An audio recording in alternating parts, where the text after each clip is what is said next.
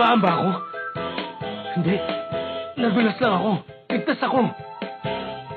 Pero bakit ganun? Ano nangyari?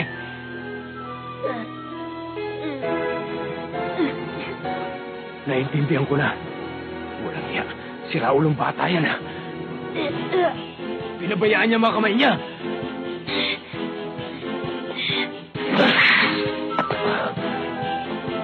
Di alam. Magkaiba ang pinsala na kuha ng dalawang kamay niya. Malamang wala siyang nilagay na oras sa kaliwa. Pero binalutan naman niya ng konting giyong kanan. Wasak na wasak ng kaliwa niyang kamay. Dahil pinabayaan niyang hindi mabalutan ng giyong kaliwang kamay.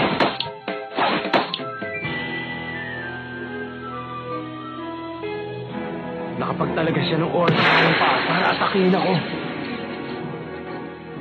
Sinamantala niya ang paggamit ko ng oras sa dalawa kong kamay. At dahil nakato ng oras ko doon, napakaliit na lang ang natitirang oras pumoprotekta sa ibang bahagi ng katawan ko. Kaya niya ako nasugatan. Pero, baliw lang ang nakakaisip na gawin yun. Ayos to. Natakot ko si Gentro.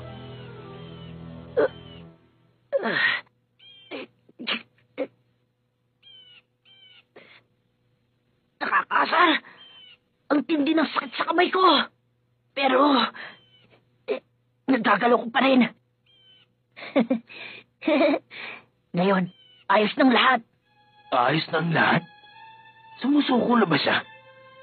Tama. Malamang ganun na nga.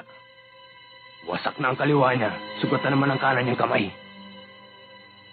Nagawa niya akong atakin sa gitna ng inabot niyang pinsala.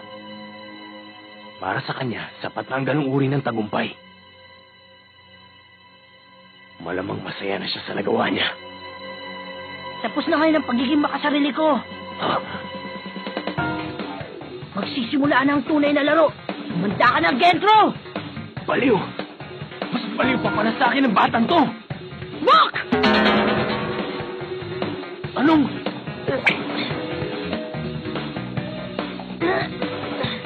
Anong card yun? Gamit na side mission, tinignan ko ang binder niya bago kami maglaban. Wala rong card na magagamit niya laban sa akin. Nag-transform ang card. Ginamit niya ang Necklace of Saint Light. Ano kayang card ang ipinalit niya? Gentro! Ito na huli mong pagkakataon para sumuko.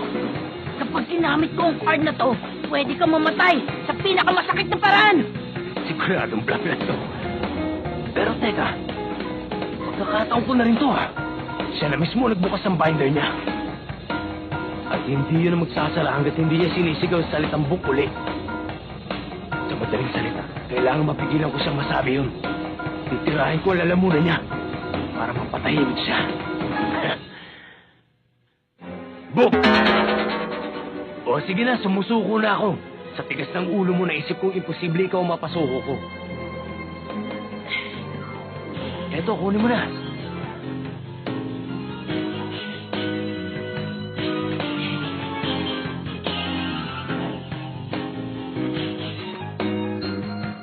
May hihingin lang akong pabor.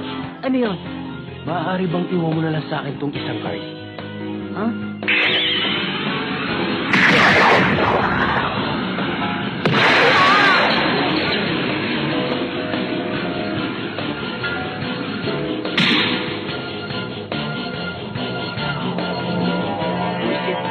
Nilagyan niya ng giyong ikalawa kong tira.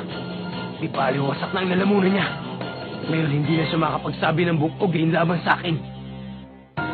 Manda ka. Sigurado kung pagsisisihan mo itong ginawa mo sa akin. Isang minuto. Ha? Ano yan?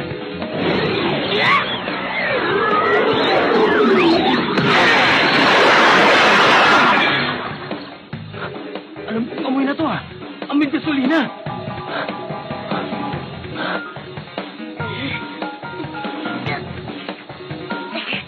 Ngayon, wala nang silbi ang kakayaan niyang litong flower.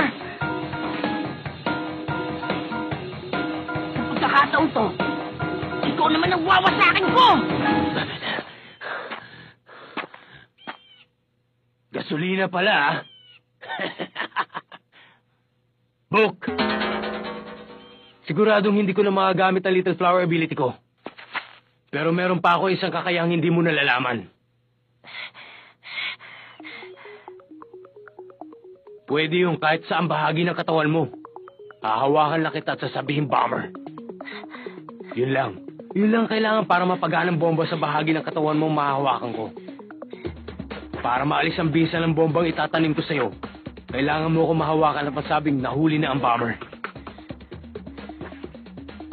May timer ang bombang ilalagay ko at sasabog ito sa sandaling maubos ng oras. 10 ulit ang lakas ng pagsabog nun sa Little Flower. Wala ka pa sa level na land power na kaya malampasan ang pagsabog. May natatayang kondisyon ang kakayahan kong yan para mapagana. Yun ay ang ipaliwanag sa harap ng target ang tungkol doon. Ngayon natupad ko na ang kondisyon. Ano man sandali na mahawakan kita at masabi ko ang salitang Bomber, automatic nagagana ang bombang itatanim ko.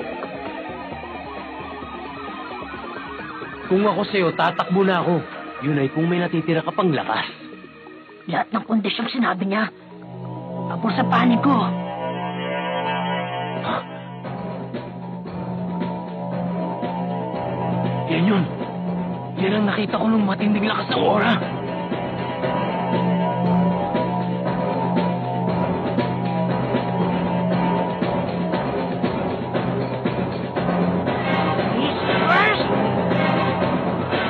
Wali na para umatake pa siya.